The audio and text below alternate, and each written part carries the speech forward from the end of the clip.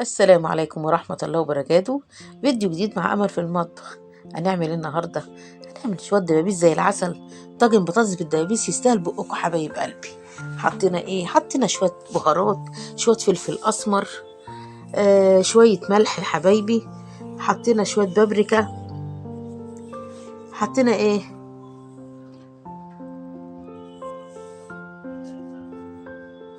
فص توم كده يا حبايبي مع شوية هريسة حبايبي.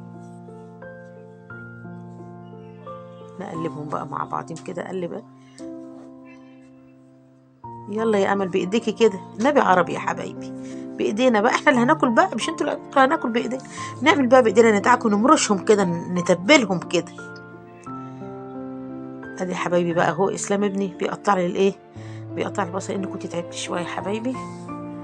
فيكوا شر المرض ما يجيب لكمش حاجه وحشه حبايبي، ويشفيكوا ويعافيكوا ويخلي لكم ولادكم، ويرزق كل من كان، يوسع رزق كل من كان يا حبايبي، ما يجيب لكمش حاجه وحشه، ويخلي لكم ولادكم، واللي ما اتجوزش يتجوز، واللي ما خلفش ربنا يديله الذريه الصالحه، ويكبر بخاطركم ويحقق لكم اللي نفسكم فيه يا حبايب قلبي. هو اسلام بيقطع البصل طرنشات يا حبايبي اهو.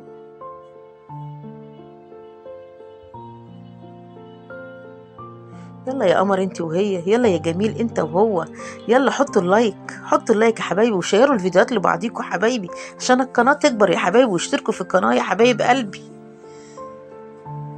شكرا على كلامكم الجميل، وشكرا على تعليقاتكم الحلوه اللي بتديني دفعه لقدام، بتخليني اكمل. ربنا يخليكم ليا يا حبايبي ويسعدكم زي ما انتم بتسعدوني يا حبايب قلبي. قطع بقى قرن فلفل سبايسي كده، عسل. ايوه امال ايه، لازم ندلع الدنيا.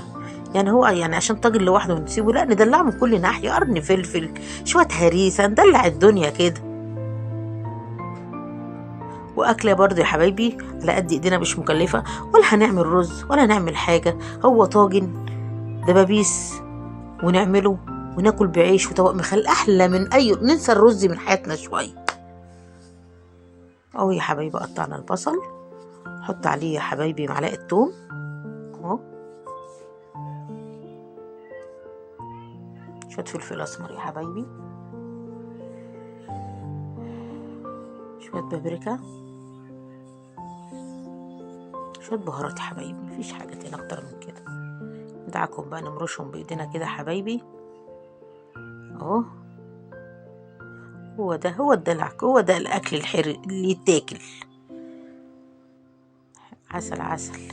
نسيت احط الملح، حطيت الملح اهو يا حبايبي. نقلبهم بقى مع بعضهم كده.